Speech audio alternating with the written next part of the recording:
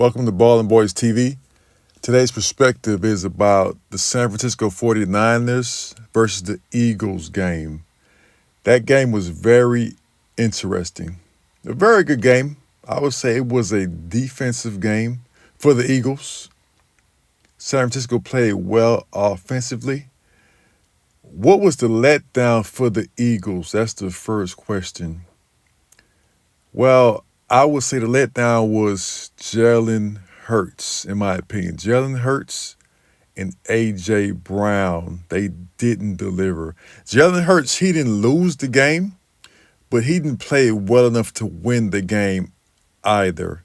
Saquon Barkley, he had 26 carries for 106 yards, 4.1 average, 0 touchdown. His long was 29.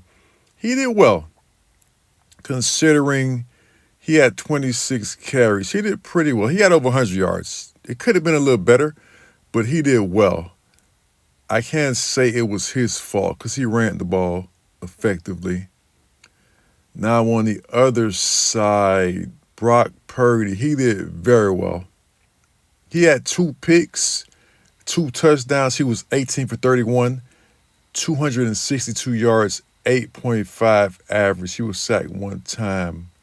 But he did well at the end when it counted because he did throw 2 INTs. But when it counted, he made plays. And the other star, Christian McCaffrey, let me say that name. The heart and soul of the San Francisco 49ers is Christian McCaffrey. He's the engine. He did very, very well on the receiving end. He had 6 catches for 66 yards, and most importantly, he had 2 touchdowns, and they won the game. George Kittle, he got hurt in the game. George Kittle had an Achilles injury, and he's out for the remaining of the playoffs, unfortunately. But Brock Purdy, he fumbled, and he had 2 INTs, so in total, he had 3 turnovers. But ultimately, down the stretch, he came up big and he threw those touchdowns to Christian McCaffrey. And that's what propelled the 49ers to victory. Back to Philadelphia. Whose fault for Philadelphia's losing effort? Offensively, they didn't do very well, okay? Jalen Hurts was 20 for 35.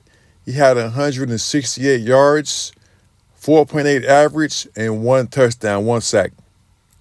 He didn't have any fumbles. Like I said, he didn't lose the game, but he didn't play well enough for them to win the game.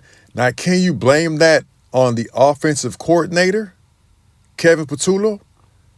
You possibly can because he was conservative with the play calls. But ultimately, Jalen Hurts wasn't effective enough for them to win the game. He missed on 15 throws, okay? He missed on 15 throws, and he only had 168 yards. So we all are wondering what's going to happen in the offseason with the Philadelphia Eagles. Is Kevin Patullo going to be fired? Is A.J. Brown going to continue with the team, or are they going to trade A.J. Brown? Because he hasn't been happy all year, okay? He's been frustrated all year, and he hasn't been happy with his production, ultimately. So can A.J. Brown and the Philadelphia Eagles still exist? My answer is I don't think so, to be honest with you. If A.J. Brown is on that team next year, I'll be surprised, okay? I'll be surprised. But I think they're going to trade him. They're going to keep Devontae Smith. That's Jalen Hurts' favorite target, obviously. But, yeah, they're going to trade A.J. Brown. The Philadelphia Eagles, they're also probably going to fire Kevin Patullo, to be honest. The play calls was too conservative, and they just didn't do very well. And ultimately, someone has to take blame. It's either going to be Coach Sirianni or Kevin Patullo. Because defensively, they did pretty good. So I would say offensively was the fault for them losing. They just didn't put up enough points, and they wasn't effective enough. They wasn't aggressive enough offensively to win the game. So leave your comments, leave your thoughts, and leave your opinions on the situation. Should the Philadelphia Eagles move on from Coach Sirianni or offensive coordinator Kevin Patullo? We all know A.J. Brown. Most likely he's going to be traded, okay?